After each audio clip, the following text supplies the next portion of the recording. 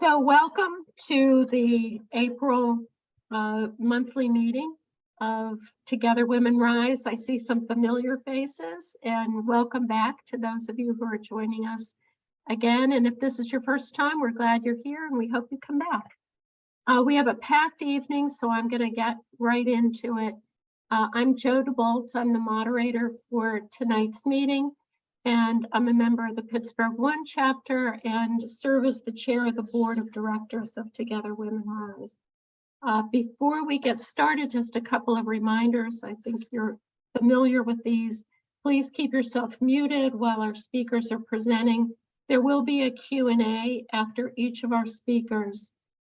So please enter any questions you have or comments in the chat function. Wendy's always monitoring that, and she'll pose the questions to our speaker, and we do our best to get to as many questions as we can.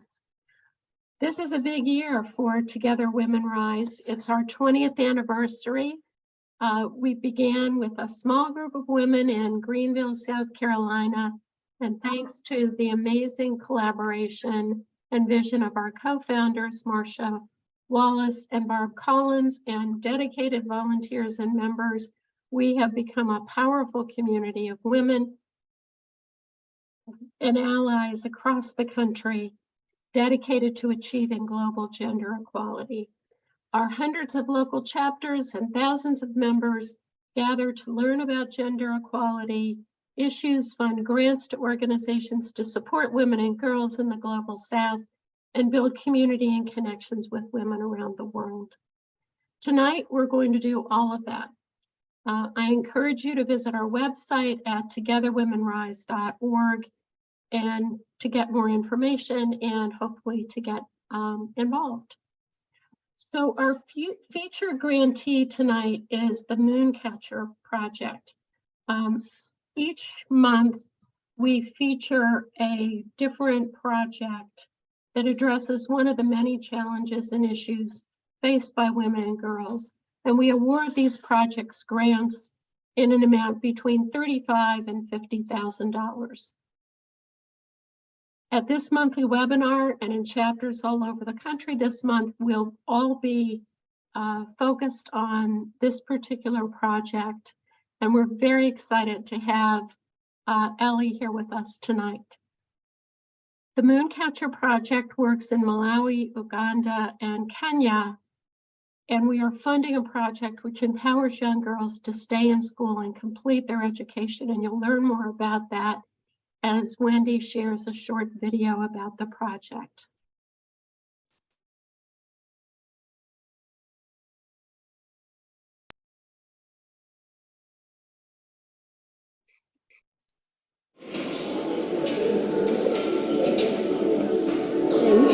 My mother only had no money for buying pads. Now, I could sometimes use toilet papers, but the blood could flow out. When I'm in class, I could not be comfortable. Yes. My mom told me, I don't have money, my girl. You use these clothes. She gave me some clothes. I used to use them, but they were very heavy for me. Sometimes if I had it, I could not even go to school. I said, what if it leaks again? I just stay home for 3 days. Then I go back to school when it's over.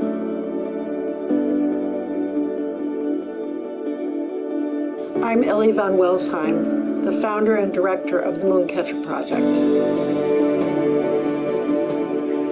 9 years ago, I first heard about girls like this. Millions of women and girls had no way of dealing with their period. Why didn't I know this? And how could I not do something about it? So I started the MoonCatcher project. This is the bag that you have to keep all your menstrual supplies in. The MoonCatcher project makes reusable, washable menstrual pads for girls throughout the world that are living in places where access to menstrual supplies is very difficult. Our hope is that by providing menstrual supplies to schoolgirls, we can help them complete their education.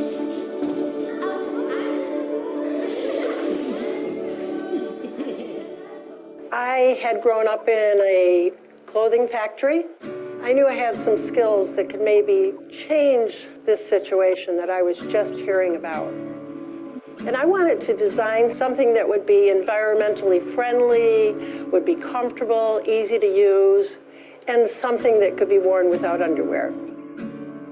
Families in many of the countries that we serve make less than $2 a day.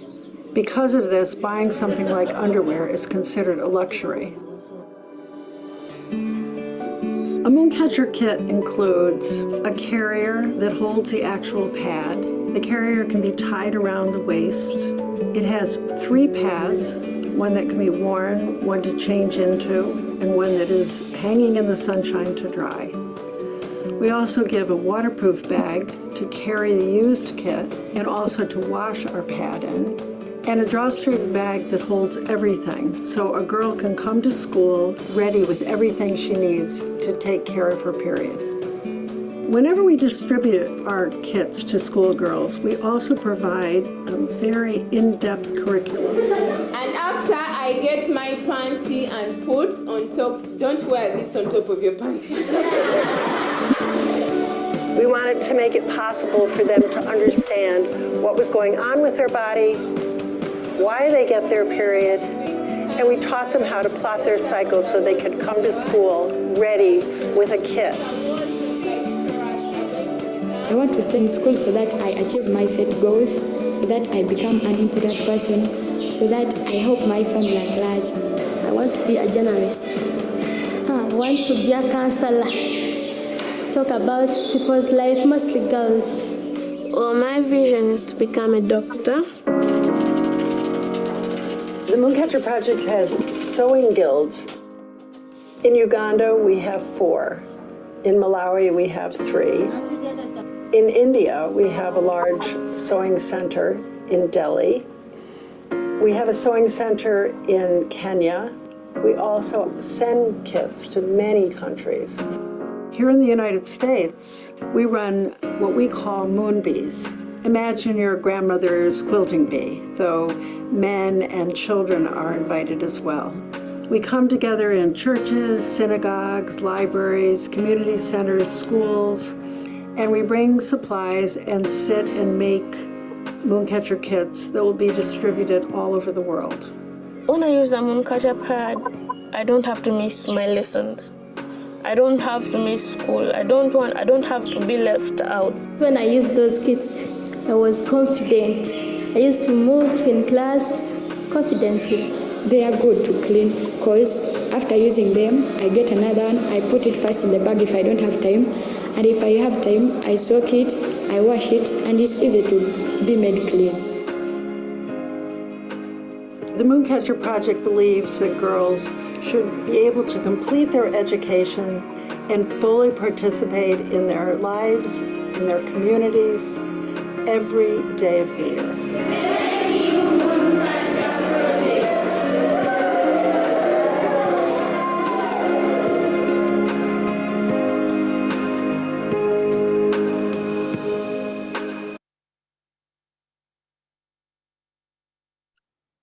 Thanks, Wendy. Yes, applause for sure. We are very pleased to have with us tonight Ellie von Wellsheim, the founder and executive director of the MoonCatcher Project. I wish we had more time with Ellie because she has had a really interesting life. She is an entrepreneur with a deep concern for social justice. She's initiated, organized, and moved forward several far-reaching efforts, beginning with the Compañero Project in the 1980s, an international endeavor in response to human rights injustices in Central America. I have a feeling, Ellie, you're a person who sees a problem and immediately figures out what solutions might be available. She founded the MoonCatcher Project in 2011 after learning about the plight of girls who often drop out of school at puberty because they have no means to manage their periods. She designed a menstrual pad that could be worn without underwear, was inexpensive to produce, durable, and reusable. The pad is provided free of charge to girls as part of a MoonCatcher kit, which you learned about in the video. Since 2011, the project has provided over 150,000 girls around the world with the materials and knowledge they need to manage menstruation with dignity. He's received numerous awards, including the National George H.W. Bush Points of Light Award, the Schenectady Professional and Business Women's Club Award, the Women of Achievement Award from the YWCA of Northeastern New York, and an award from the Empowerment Project of Saratoga. So thank you for spending time with us tonight, and welcome, Ellie. We're looking forward to hearing more from you. Thank you so much. This is great. So do you want me to say a few things now, or yeah. Okay, well, you've caught me the night before I leave for Malawi. So I fly out to Malawi and I'll be there for 2 weeks. I'll be working with schoolgirls, giving them kits and talking to them about menstruation, finding out what our sewing cooperatives are doing there. I just came home 3 weeks ago from Uganda and Kenya, where I was doing the same thing. One of the things that we don't talk about in that video, and people are usually curious about, is how we got our name. So I just thought I would let you know that around the world, there's over 5,000 terms for menstruation. Some of them are a little off color, some of them are funny, some of them are a little, odd. Things like your friend, the curse, Aunt Flo's come to visit, all these things. And my personal favorite is you're on your moon, because periods, much like the moon, have a cycle of approximately every 28 days. So I wanted to create something that would catch your moon. So therefore the MoonCatcher. So that's how that happened. I have to tell you that one of the most fun things for me, I hadn't been to Africa since 2020, when I was sent home early because of COVID. Hadn't gotten back there until the middle of March. And I had almost forgotten how much fun it was to watch the smiles on those girls' faces. But you saw that in the video a little bit. But you give these kits, and over and over and over, these girls would just tell us like how this was going to change their life and how they were going to be able to work towards their goals. So for me, one of the things that keeps me going is seeing those smiles, and just knowing that this little thing, for such a little amount of money, has completely taken care of this one problem. I'm not here to tell you that the only problem a girl has in terms of staying in school is their period, but it's one problem that we can 100% take care of. Give her this kit, and she no longer has to worry about how she's going to find money to buy disposables or what she can, what's going to happen for her. And of course, we're very often dealing with girls that cannot afford underwear, because underwear is a luxury. You're talking about families that make almost no money, $1 or $2 a day. They're going to buy food, they're going to buy medication, they're going to maybe send a girl to school or put a roof over their head or something, but buying underwear is not at the top of the list. So our kit, you can wear without underwear. There's lots of places in the world that make reusable menstrual supplies. Ours is the only one I know of that does it this way, so you can wear it without having to have underwear. So it's been a wonderful journey. It's been exciting. I'd love to answer your questions. So Ellie, could you tell us a little bit more about the project that Together Women Rise and all of these amazing members are going to be supporting? Well, we, though we are in over 35 countries throughout the world, the three that we really concentrate on a lot, because we have sewing cooperatives, are Uganda, Kenya, and Malawi, all in Africa. So we actually financially support those cooperatives. So we have women that, and one man that actually sew for us. They're called tailors, not seamstresses like we call them in the United States. And they actually make our kit. So they are, they're getting some income from this to help support their families. And we're also buying as many of our supplies as we possibly can in the countries that we have these sewing cooperatives to support the local economy. So once those kits are made, then we have teachers that we train that go out to schools and they distribute these kits. They talk about the kits, they talk about menstrual management and reproductive health, and they create what we call a MoonCatcher school. Once we go to your school, we go back to your school the next year because there's going to be an incoming class. There's also going to be new students. And we take special care of knowing who exactly has gotten our kit so that we're sure that we're giving it to people that, you know, kids that haven't gotten it before. And we do that mostly because we want to reach as many girls as possible. So once you're a MoonCatcher school, you stay one. And we go back over and over again. The first time we went back to a school, the administrator said, "You're back." And we said, "Well, yes, don't you have new students coming into your 9th grade class?" And they were like, "Well, yeah, but people don't usually come back." And we said, "Well, part of what we really want to do is create a partnership with you, where this is a problem that we really are going to solve for all students that go to this school." We then started finding out that students were switching schools and walking further to get to schools that were MoonCatcher schools because they had heard that they could get free menstrual supplies and that they could stay in school that way. So the Together Women Rise is helping us sponsor those 3 schools, reach more girls, make more MoonCatcher schools. It's so fabulous to us. We're so excited about this project. And I've been looking at your website and reading about all sorts of other organizations, and I'm like, I found my people. I found my tribe. It's just really, it's so cool. So thank you from the bottom of my heart. I just can't even begin to tell you what this means to me and to all these girls everywhere. I've got tears in my eyes.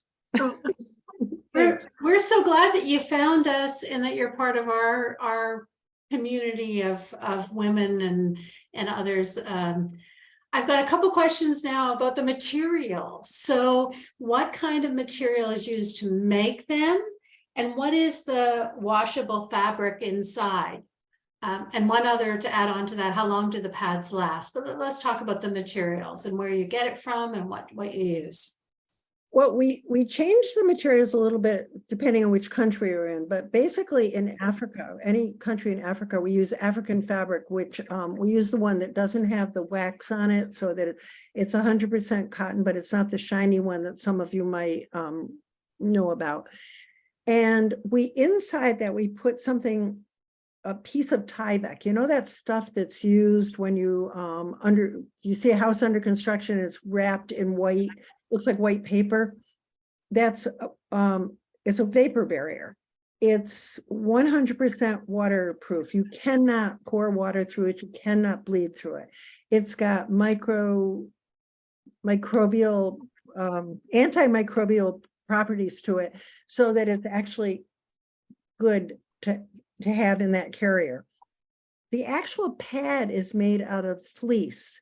And we went through lots of different materials. We ended up with fleece because it's highly absorbent. It will not hold a stain. So you can bleed on that, but you can get the blood right out. So it can be, you saw in the video, you saw pale pink and sort of pale green and stuff. Doesn't matter what the color is. It won't hold a stain. That was important to us because we didn't want to ask a little girl to, 9-year-old, 10-year-old, 14-year-old. We didn't want to ask her to put this out on the clothesline to have the sun sanitize it and have it have blood stains on it and make her embarrassed or shy or whatever about it. So it's also incredibly comfortable. So it's soft, it's absorbent, it won't hold a stain, and it dries really quickly. These were the 4 qualities we were looking for in a pad. And the other thing that girls say to us, because we often talk to girls that have been wearing our pad for at least a year, and they say, it doesn't hurt. And I was like, it doesn't hurt? And then they explained to me that when they've been able to wear disposable pads, they're made out of materials that are so rough and abrasive that it ends up when they wear it, it hurts the sides of their legs will get rubbed raw. And they're just like, this is so comfortable and makes them feel confident and in control. They last for, we say 3 to 5 years. I know girls who have used them longer than 5 years, but we try to be conservative, not promise too much. And we try to buy as many materials as we can in the country. That's great. And someone was asking, and you alluded to it, what did the girls do before you came along and offered them these kits? Great question. I've been told they use things like banana leaves, grasses, dung, ash, old clothes, plastic bags. They even dig a little hole in the ground and just sit there for 3 to 7 days. And all those things are not hygienic. And the other problem with them is if you don't wear underwear, you can't keep any of those things next to your body anyways, which means that you have to sit on those things and stay out of school. If you miss school for every period, you can miss 45 to 50 days of school a year, which makes it almost impossible to keep up and to stay in school. And really importantly, if you don't stay in school and you have to drop out, very often families will have their children, their daughters they'll marry them off. They'll marry them off to an older man, usually a stranger to them. He'll get her pregnant. So now you have babies having babies, and the cycle of poverty continues. So what the MoonCatcher Project is really trying to do is interrupt the cycle of poverty, make it possible for a girl to stay in school through high school. If she does, she'll marry later, she'll have fewer children, and she's much more likely to become financially independent. Yeah, the long-ranging impacts of, simply a kit to help them manage their monthly menstruation is amazing. Someone would like to know a little bit more about the menstrual education program that you provide. And I have a little add-on to that. I was fortunate to travel to Rwanda to visit a similar type project, and the boys were included in the menstrual education, which was really cool. Do you include boys in yours? And tell us a bit more. We do, but the way we do it, we have a boys curriculum and we have a girls curriculum. We teach them separately, and then we ask the girls for their permission to have the boys come into the classroom so that they can all talk together. And we do that so that girls feel empowered. They actually have a say over what it is that's going to happen. The boys come in. I was angry about the ways boys were treating girls until it occurred to me, that they just didn't know anything. They didn't know what was going on. So once we actually teach them about not only what's going on with girls' bodies, but what's going on with their own bodies as well. But then we tell them about menstruation, and they'd say things like, we thought they could just hold it like you would hold your urine if you had to pee. They had absolutely no idea what was going on.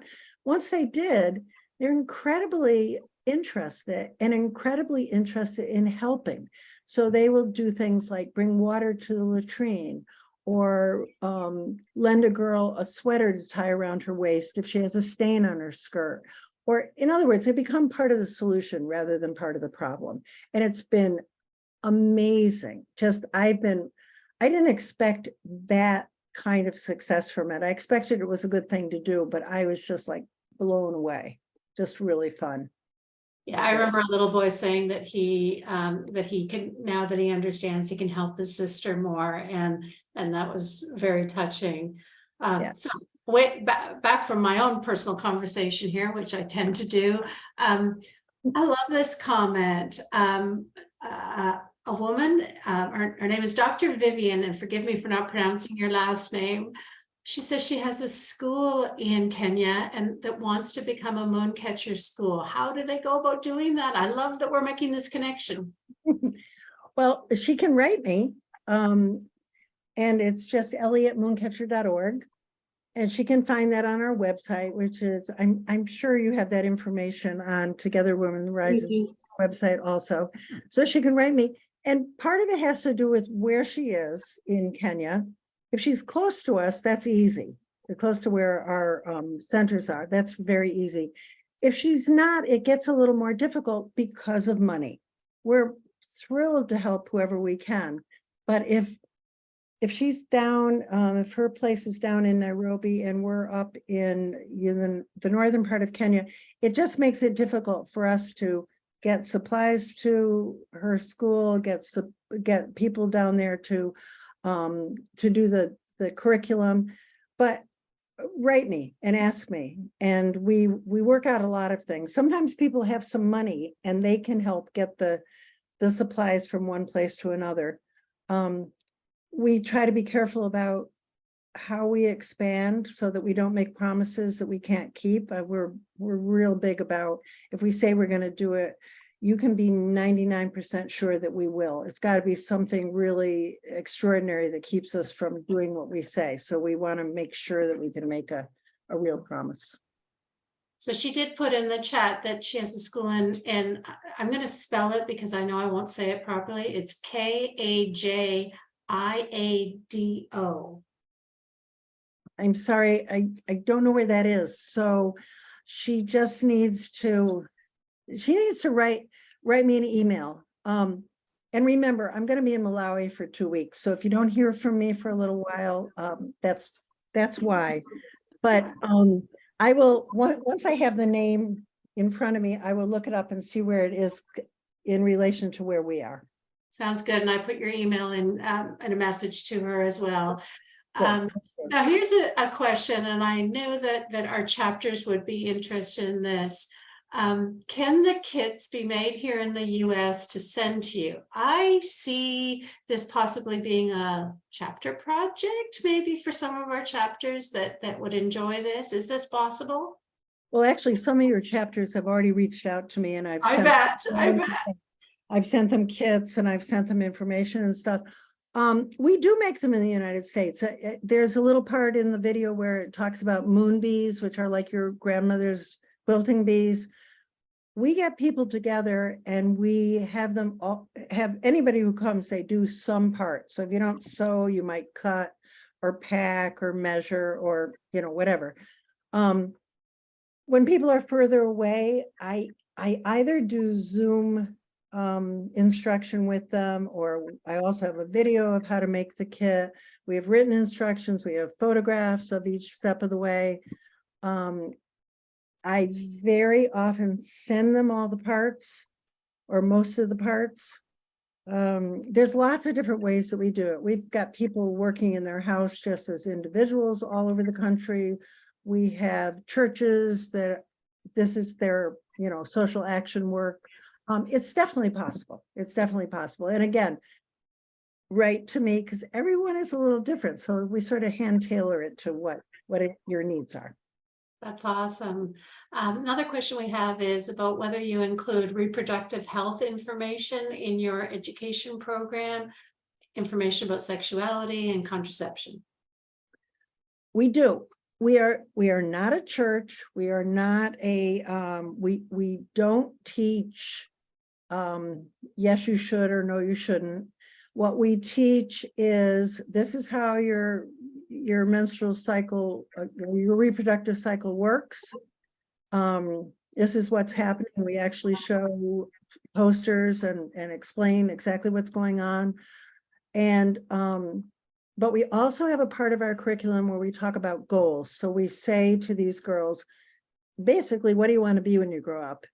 And they'll tell us all sorts of things. You heard some of that in the video of kids saying, my vision is to be a doctor, or I want to be a counselor, or I want to be a teacher, or whatever. And then we talk to them about, how will you get there? How will you reach your goal? And of course, it comes down to, I have to get through school. Well, what would prevent you from getting to school? And sometimes somebody will say, if I get pregnant. And in a lot of these countries, if you get pregnant, that's pretty much the end of the line. Your family will disown you. You have to drop out of school. It can be really a serious setback.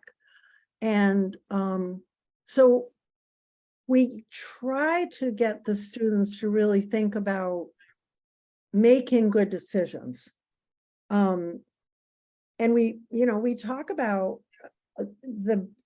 the guy on the motorcycle who's going to try to get you to do something that you're not ready to do. We talk about those things, but we don't necessarily say, these are all the different contraceptions or whatever.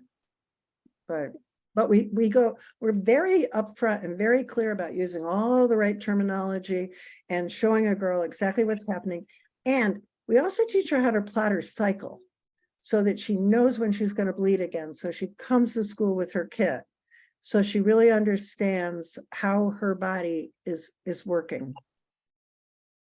Last question I have for you, Ellie, is just to this idea of making the pads and the kits here in the US. There's a comment, and it's a good one, about if they're being made here, are we taking away from the locals to earn a living, instead? So you mentioned how you actually provide some employment for women in country to make the kits. And someone's asking about, well, if we make them here, we don't want to take away that employment.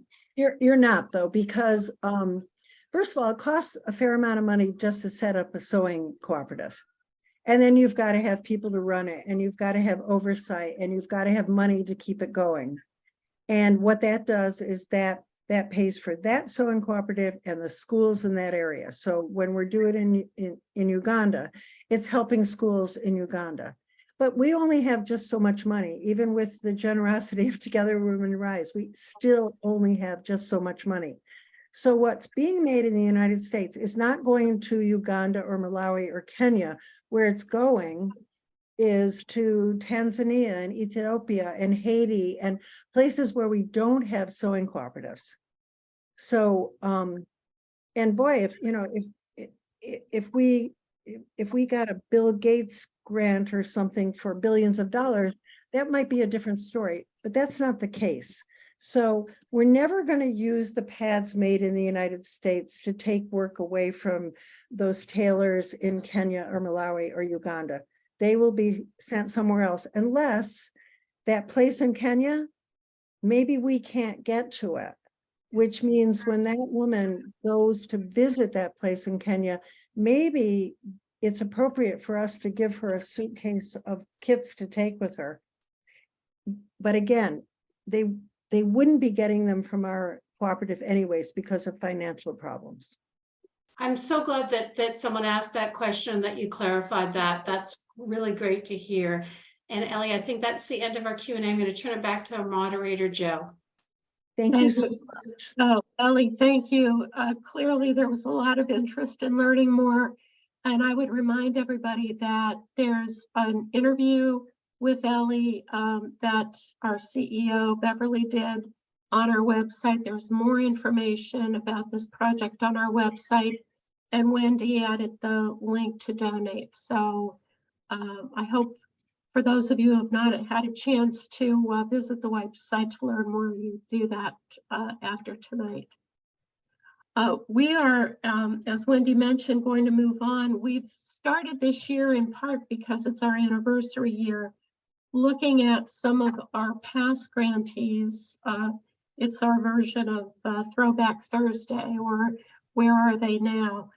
And tonight we're looking at Edu-Girls. Edu-Girls was one of our featured grantees in 2019. It enables girls, I'm sorry, I have a sinus infection and I'm, hang on, sorry. Edu-Girls enables girls living in poverty to achieve financial independence through customized quality education, vocational training, and college scholarships. Together, Women Rise funded Edu-Girls with a grant in the amount of $37,650 to prepare girls for technology-driven jobs. by developing IT skills and integrating technology into school lessons plans. We are very happy to have with us tonight Anand Seth, the founder and chair for Edu-Girls. Anand is a graduate of the Indian Institute of Technology in Delhi. After finishing his master's in business administration, he joined the World Bank. He retired from the World Bank as country director of South Central Europe, and in 2007, he set up Edu-Girls to support the application of global best practices to overcome the chronic deficit in the education of girls living in extreme poverty. He served on the board of Rotary International's Literacy Action Group. And I don't see him on the screen, but I assume he's there. Wendy, shaking your head, yes. So welcome, Anand. We're looking forward to hearing an update from you on everything that's been happening with Edu-Girls. Can you hear me? Yes. Wonderful. Yes. Well, wonderful to be among so many ladies who believe in the power of what women can do to this world. You did ask, where are we now? And I can tell you, we would not be where we are now, but for the timely support we got from Together Women Rise, or your earlier incarnation, Dining for Women, with that small grant, which was very meaningful. So let me take you through the story. When COVID hit in 2020, the schools were closed. The parents who were earning daily wages lost their wages because there was a total lockdown. And the fear was that the parents wouldn't have food to put on the table. The girls would be on the street. There'll be no education. And we had invested $1 million into that program at that point in time. And we thought all of this was going up in smoke. And the flexibility that your organization showed at that point in time, because we had this $35,000 grant, which was meant for the 2 senior grades to get them laptops and get them into information technology. And we were able to, within 2 weeks, convince your organization that we have to rethink. And what happened as a result was that all 400 girls, grade 3 to grade 12, actually got their own individual tablets loaded with software, and we were able to continue their schooling on those tablets. And that was a tribute to the flexibility of your organization, not to stick to the letter of the law, but to respond to the situation as we saw on the ground. And if I may do a little bit of screen share, I want to show you. Is this on the screen for you? Yes. So this is during COVID. All the girls were brought over, given their tablets, explained how to use them. They got connectivity at home in their little slum homes. And there were some security software installed, so what they could roam on the net was controlled. And before we knew, the girls were back in schooling. But of course, the biggest problem was there was no food on the table because both mother and father had lost their daily job. So we were able to muster together enough funds to distribute 1 million rations for 1 million meals during those 3 months to make sure the food was on the table and the girls were not on the street. And the food was distributed through the girls, so that the parents began to feel that these girls were not liabilities, they were the assets who were bringing food to the table. So what happened as a result was that we were, can you see this new slide? Not yet, no. Not yet, No. okay, let me see if I can do a proper screen share with the new slide, which has disappeared now. I have a hard time managing these slides, I must admit. Take your time. So we launched what we called a COVID action plan. The key part was this was the schooling on these devices, which kids could take home. And of course, the second part of the plan was to distribute these rations. The third part of the plan was to actually train the teachers to use these devices and and teach them online. And the fourth part was very strong incentives of both teachers and students to actually participate and do well. But the fifth part was the most remarkable one, that we found that in these slum homes, there were mothers who had actually got some half decent education, grade 8, grade 10. And then these women were mobilized to be mentors for these girls in the slums where they lived, so they could guide them through this learning process. And what I really want to show you is the next slide. I hope I'll be able to put it on the screen because it's an important one. Let's see. Is it up there? Yes. Yeah, okay. It's very small. I hope I can enlarge it. But what it shows is that in 21, there were no board exams. Because the school board in Rajasthan conducts these, statewide exams for all schools to participate. But in 22, when the school board exams took place, these girls were fortunate, thanks to your support, to have these devices to continue their learning at home. And they outscored, if you look at the pass rate, which is the blue, the girls who came into what they call first division, and the girls who entered and finished in distinction, all these girls surpassed the normal school board because of the support they had through these digital devices. Now, the interesting part was, with these digital devices, the school began to explore what is available on the market in order to enhance their learning. And then they found this artificial intelligence-based program, which customizes learning to the level at which the girl is. It's a 24/7 access, and the program assesses the learning level of where the girl is, and then trains her and takes her through a drill till she comes up to grade level or beyond. So this artificial intelligence program was available to the girls 24/7 to use whenever they had a little bit of spare time. And because of that, the girls began to actually do extraordinary work.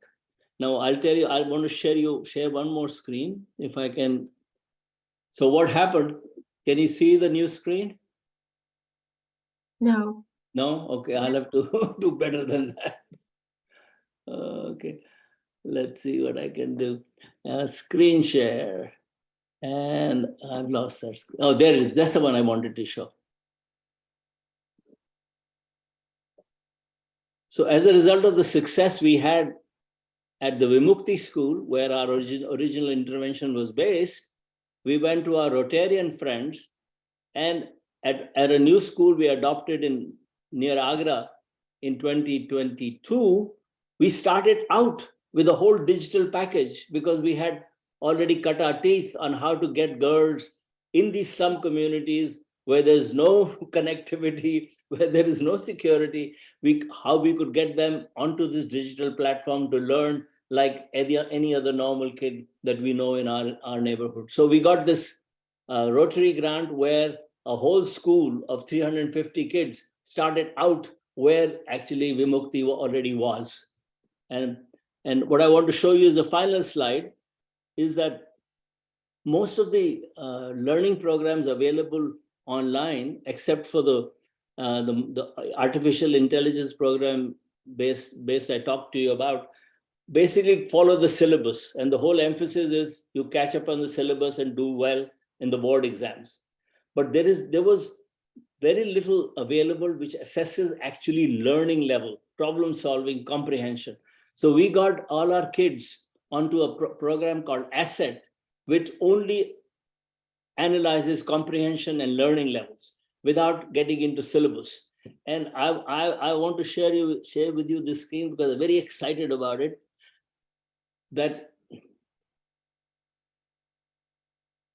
So this is one of our schools, and you see the progress they made between March 22 and October 22. The last column is how they ranked against the national. So there are 1,000 schools, private schools in India, which participate in this ASSET program, which assesses learning levels and comprehension. And our girls have been making steady progress. So the top 25 are already at the national level, in English, math, as well as in science. Overall, they're doing very well to be at the national level. So we are able to now track the middle quartile, the bottom quartile, how they're doing. And then they have special programs for those who are at the bottom. On Saturday, they come in for supplemental classes and remedial classes.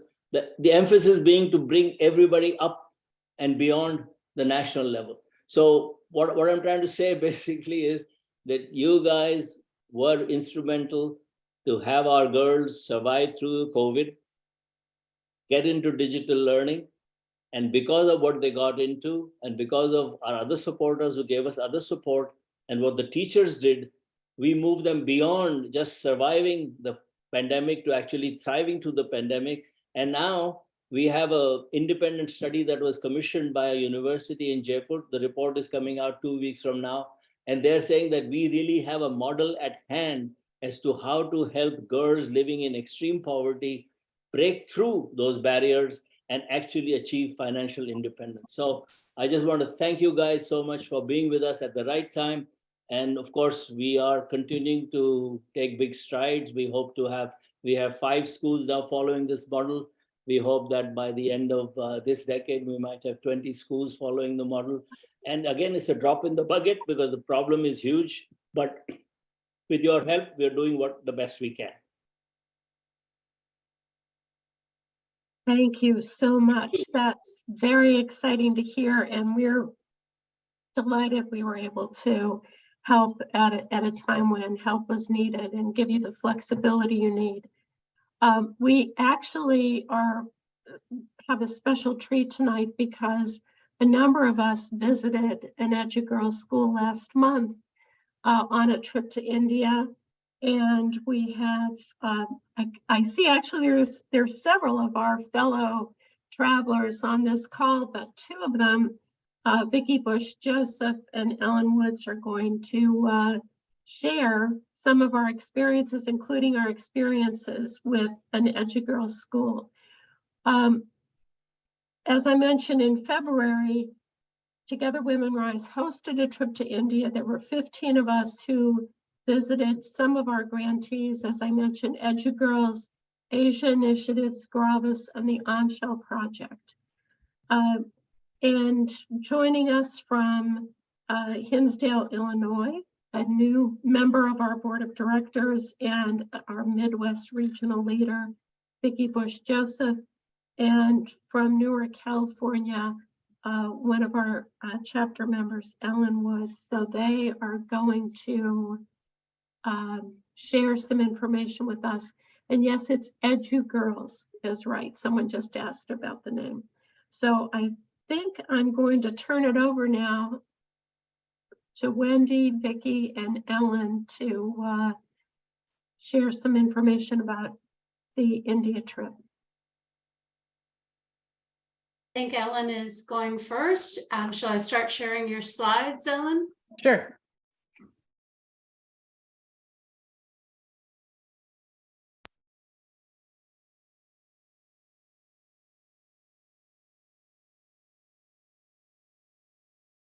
Can everyone see the slide in a large view?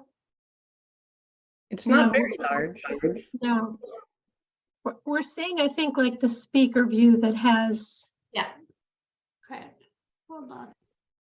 Let me fix that. You see, Anand, you're not alone. It's tricky when you have multiple screens going. Yeah.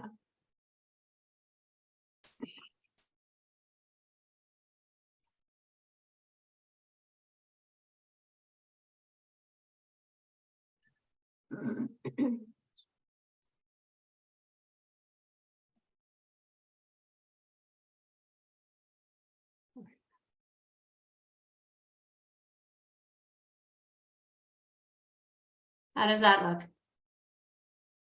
Okay, looks that's great. better. Yeah. All right, well, let me just start. That is our group. As Joe said, there were 15 of us. We had 2 wonderful guides, and a driver and an assistant there. You can go to the next slide. We visited India, mostly the state of Rajasthan, although we dipped into Delhi and Uttar Pradesh as well. All right, go ahead to the next. We started in Delhi and we went over to Jodhpur, to Ajmer, Pushkar, Jaipur, and then Ranthambore National Park, up to Agra and back to Delhi. That was our route. Go ahead. Okay, the first grantee that we visited was Seva, Self-Employed Women's Association, and it's actually a union that supports the rights of informal workers all across India. This site that we visited in Delhi, they have what we visited their training. They had sewing class training. You could see an example there. Go ahead to the next, Wendy. We also visited a financial literacy class. The women did have iPhones, but really, in all honesty, most of them didn't know how to use them or didn't know how to download apps. And so they were being taught to download these digital payment apps so they could pay and or receive payment on their phones. Okay, next slide. And we also watched some of the women who were doing some of the paid work where contracts had already been made with vendors. And I believe they were doing the samples for these paid projects. And then after that, they would, teach the women how to do the work, and the women could then take them home and work from their homes. Okay, that was Seva. Oh, there was another woman. I forgot this woman. She started out just a chai vendor. And with the help of Seva, she did very well. And now she has a full-fledged little restaurant store stall. And that's her daughter behind her. And she is one of their success stories. Okay, next slide. Okay, these are just some photos from Delhi that caught my eye. A lot of vegetables, produce being sold out on the street. Next slide. This is a bridal fabric store. Next one. A butcher, obviously selling chickens, very fresh. Next one. The narrow streets with the bicycle rickshaws, although we happened to be there on a day, Sunday, where it was not very crowded at all, although it seemed crowded to us, but that's what people said, it was not crowded at all. Okay, let's see what's next. Oh, this caught my eye all over India.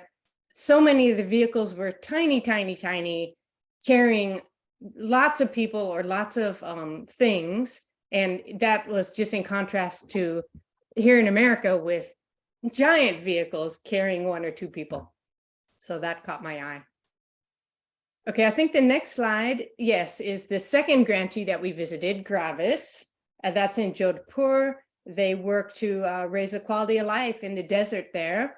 I know you can't read the sign, it's in Hindi, but you can see on this particular campus, they have a lot of different programs going on because each sign is pointing, this building over here, that building over here. So we visited a lot there. Go ahead, the next slide. The first thing they're very big on there is water security. The girls in the desert, the girls in the family are the ones who have to go travel and get the water and bring them back to their homes.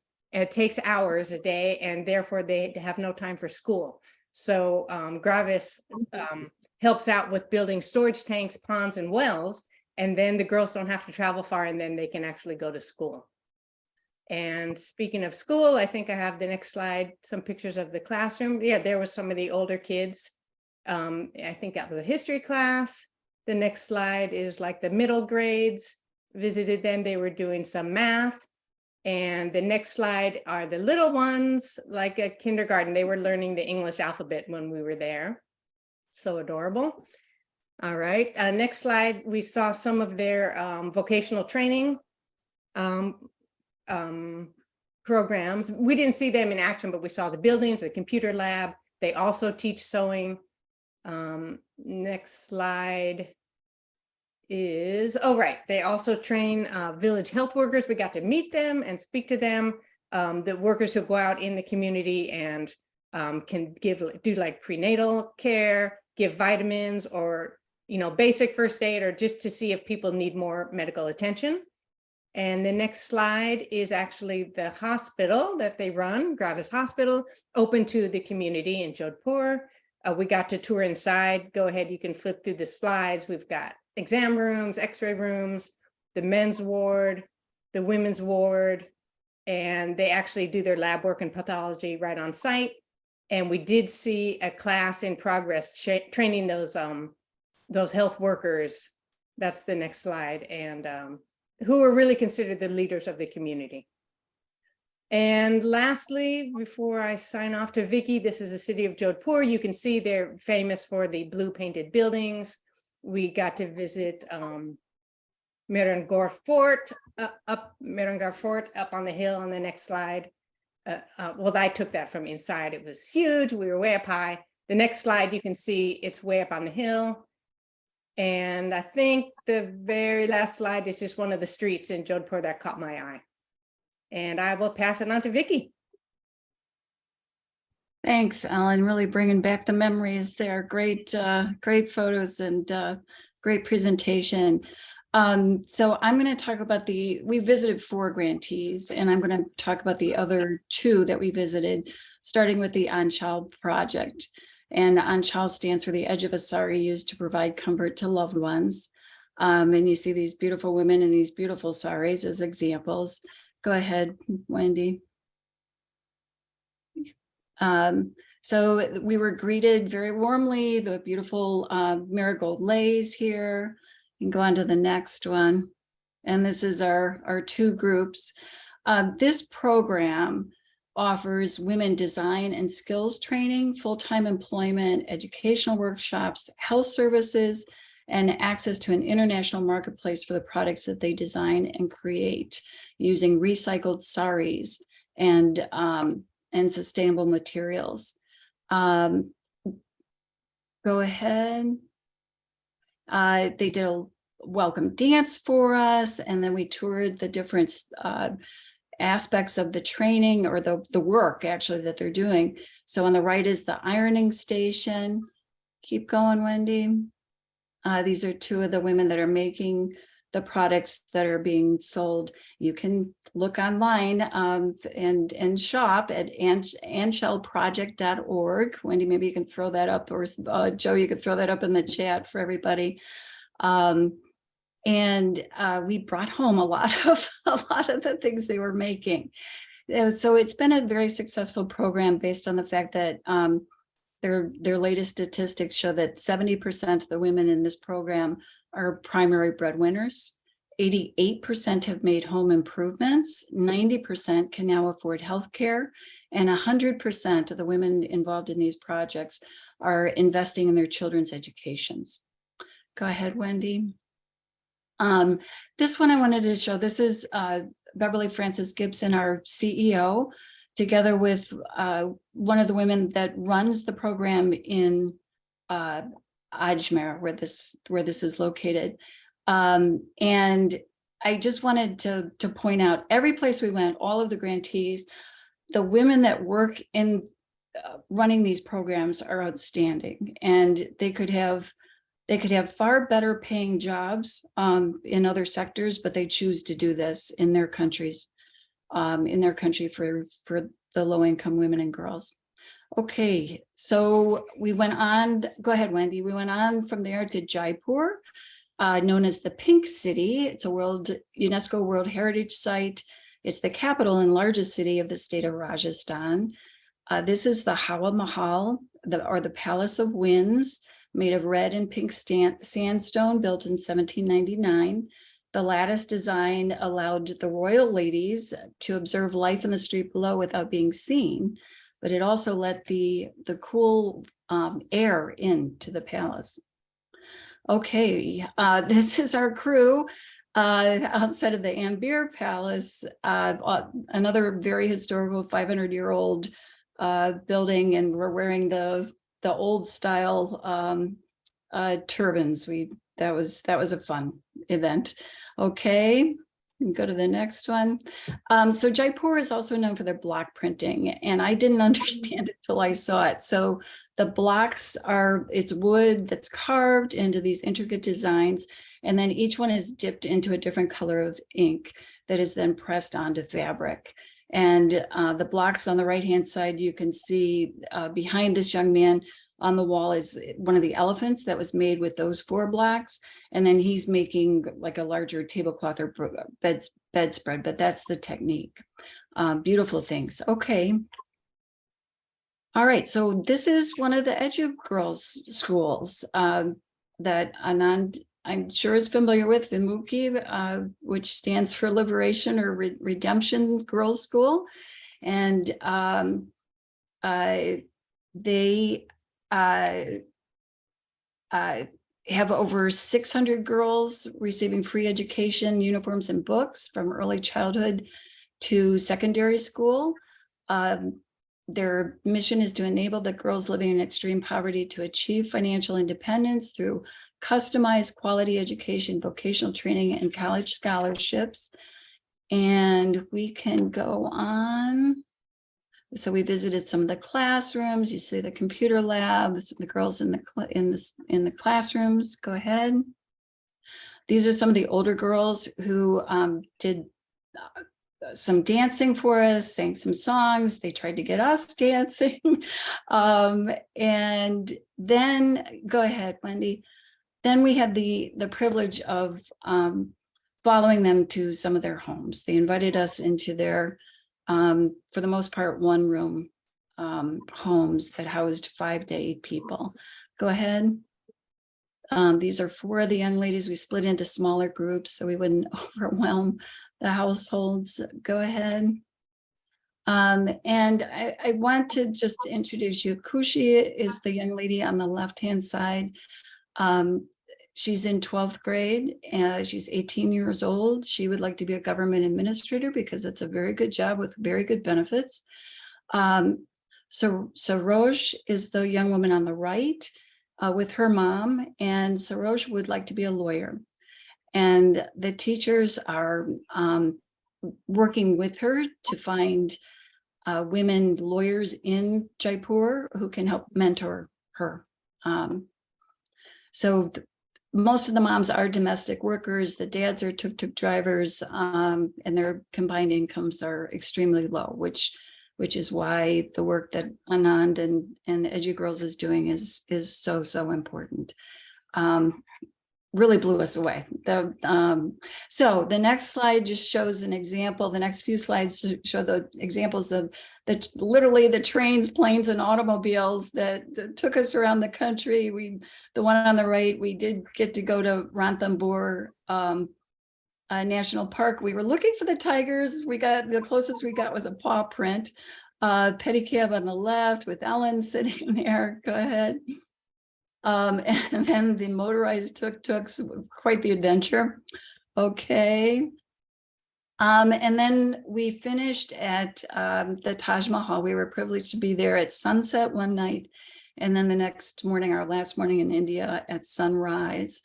The Taj Mahal is in Agra, another UNESCO World Heritage Site, built by the Mughal Emperor Shah Jahan to immortalize his wife, Mumtaz Mahal, who died in childbirth in 1631. So then it took 20 years to build this out of white marble. It's actually a tomb. It's a mausoleum that houses both the emperor and his wife's tombs. And later in his later the emperor was actually deposed by one of his sons and confined to the palace and the fort, which was about a mile away. But they let him have the room that looked out on the Taj Mahal. And a couple more photos here. That's our crew with at the tail end. This is the sunrise as we went to see the Taj and the sunrise.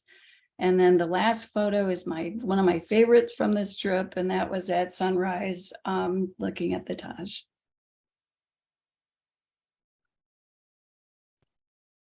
That's so great. Thank you so much. it does bring back wonderful memories. And I think I think I could say for all of us, visiting the school was one of the absolute high points of the trip. They were joyful, welcoming. It was just a fantastic experience. So thanks for sharing that with everybody. I hope that's whet your appetite for travel with RISE, because our next trip is to Tanzania in August. We have a few spots that are still left on that trip. And on that journey, you'll spend time with two of our past grantees, Secondary Education for Girls Advancement, or SEGA, and African People and Wildlife. Wendy has put the link in the chat. All of our trips include this mix of kind of culture and history, but certainly with a lot of time spent with our grantees. So we get to know people and experience that wonderful connection with some of our past grantees. Couple of final announcements. We depend on your donations to fund projects like the ones you learned about tonight. So we hope that you will go to our website or click on the link that Wendy put in the chat earlier. We also depend on our volunteers, and it is April, National Volunteer Month, and we want to thank and celebrate the work of all of our volunteer chapter leaders, regional leaders like Vicki. These volunteers, chapter leaders, lead about 350 chapters across the country. They're critical to our mission, and we are celebrating them all month. We hope you'll acknowledge the work of your chapter leader at your April meetings. And then coming up, Tuesday, April 18th at 8:30 p.m., our advocacy group with our partner results will hold its monthly webinar. You can come and learn about policy solutions and how you can get involved. April 21st and 22nd, very special 20th anniversary celebration weekend in Seneca Falls, New York, the birthplace of women's rights in the US. Registration deadline is coming up on April 10th. So be sure to check out the link that Wendy is putting in the chat. We have a full calendar of events to celebrate our 20th anniversary going on all around the country. May 20th, we'll be celebrating in Philadelphia, and events later in the year will be in Denver, Phoenix, Chicago, and Washington, D.C. So visit the website for dates and details. And if you're near one of these regional celebrations, please come out and have spend some time with your fellow members in celebration of the great history of the 20 years of Together Women Rise. Our next monthly webinar is on Thursday, May 4th. We'll all be wearing Star Wars gear. I hope you got the joke. We hope to see you then. And you can find about all of this and more, again, on our website. Thank you all so much. Thanks to our speakers, our wonderful grantees. We're so grateful for the work that you do. And to all of you, I hope you have a great evening. Thank you.